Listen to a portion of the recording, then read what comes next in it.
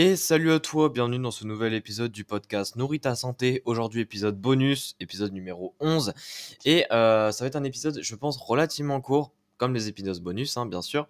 Mais je voulais te parler de pourquoi est-ce que tu n'aimes pas un aliment et te donner les 5 origines les plus probables qui sont justement à l'origine du fait que tu n'aimes pas cet aliment.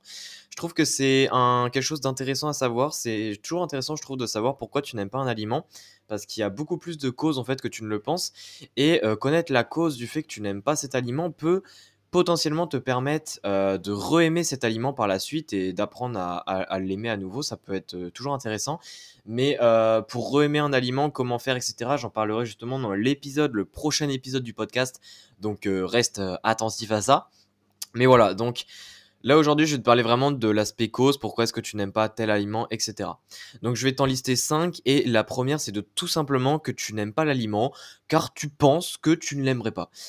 C'est quelque chose qui est beaucoup plus fréquent en fait qu'on ne le pense, c'est-à-dire que on n'aime pas un aliment, on dit qu'on n'aime pas un aliment en fait, mais on ne l'a jamais goûté. On dit qu'on n'aime pas un aliment, on ne l'a jamais goûté, et souvent on affirme qu'on ne l'aimerait pas parce que voilà, peut-être que physiquement il nous plaît pas, peut-être qu'il nous attire pas, ou peut-être même le nom ne nous attire pas.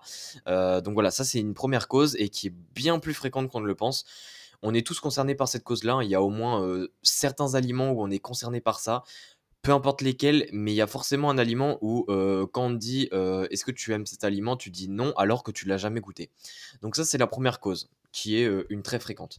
Ensuite c'est la deuxième cause, c'est tu n'aimes pas l'aliment parce que tu n'as pas apprécié en fait certains attributs justement de l'aliment lorsque tu l'as goûté.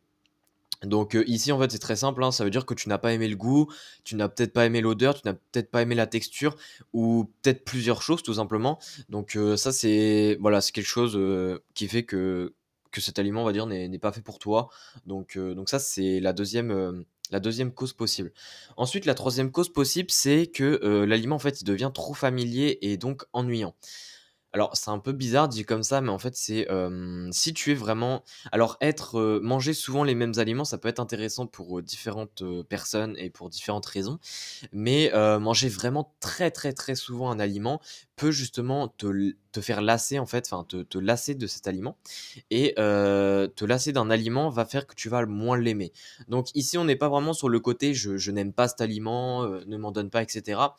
Mais par contre, le fait de t'en lasser et le fait d'en manger très souvent va faire que tu vas entre guillemets un petit peu, te dégoûter de cet aliment-là et tu vas, plus facilement refuser d'en manger parce que tu en manges, beaucoup trop fréquemment. Donc ça, c'est, la troisième cause.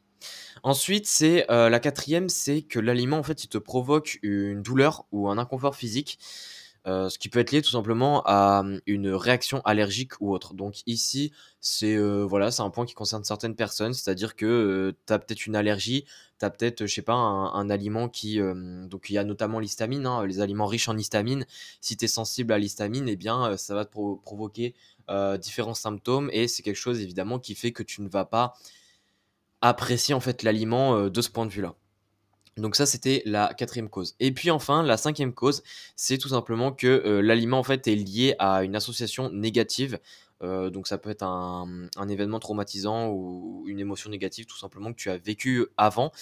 Donc souvent, c'est généralement lié au fait que, cet aliment, par exemple, tu l'as mangé en étant plus petit et j'en sais pas, dans une intervalle, très courte après avoir mangé cet aliment ou même avant, il s'est passé quelque chose de très traumatisant, où tu as vécu une émotion très forte, négative bien sûr et ça peut marquer ton esprit et du coup, dès qu'en fait tu revois cet aliment, que tu le remanges et cetera, tu ressens à nouveau, ces émotions ou alors tu «revis» entre guillemets en quelque sorte ce traumatisme dans ta tête et du coup, c'est quelque chose qui est pas plaisant et qui va faire que tu n'aimes pas cet aliment. Donc voilà pour les 5 causes, c'était rapide mais je trouve que c'est vraiment intéressant comme sujet. N'hésite pas avec, vraiment les aliments, on va dire, que tu aimes le moins, genre dès qu'on te demande quel aliment tu n'aimes pas, ceux qui te sortent en premier de la bouche, n'hésite pas à te poser la question, quel est le parmi ces 5 origines-là, l'origine en fait qui correspond au fait que tu n'aimes pas ces aliments? Ça peut être vraiment intéressant pour que tu puisses mieux te connaître et du coup mieux réagir. Voilà, donc n'hésite pas à faire cet exercice, ça te permettra également de mieux mettre en pratique, ce que je vais te donner comme information dans l'épisode suivant qui va être beaucoup plus orienté pratique.